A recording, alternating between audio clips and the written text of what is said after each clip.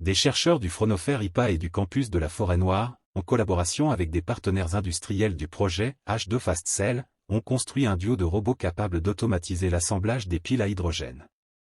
Une avancée importante vers la baisse de leurs coûts, qui reste un frein important au développement de leur production en masse.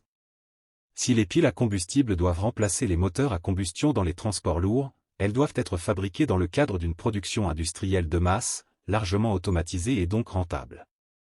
Comme le souligne Erwin Gross, de l'Institut Fraunhofer, le passage à l'industrialisation d'une nouvelle technologie est le préalable à son adoption massive, et passe nécessairement par l'automatisation.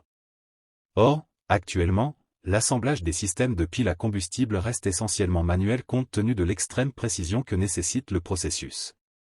Tout écart même de l'ordre du micromètre pourrait en réduire les performances. Résultat, le coût de production des piles à combustible reste très élevé. Une pile à combustible de 400 éléments est prête en 13 minutes. Les chercheurs sont donc parvenus à créer un duo de robots qui empilent, par paire, les éléments d'une pile à combustible, et ce de façon extrêmement précise. Grâce à leurs caméras, ils détectent les plus minuscules écarts de forme et de taille et vont choisir d'attribuer la plaque bipolaire ou l'unité d'électrode à membrane à la pile appropriée.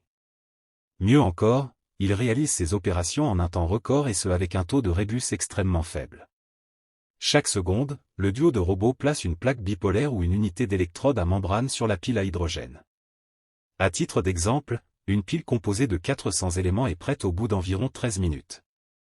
Financé à hauteur de 2,3 millions d'euros par le ministère de l'économie du Bade-Wurtemberg, ce duo prototype est actuellement testé par des entreprises du secteur de l'hydrogène, avant un éventuel passage à une échelle plus industrielle, dont la date n'est pour l'instant pas annoncée.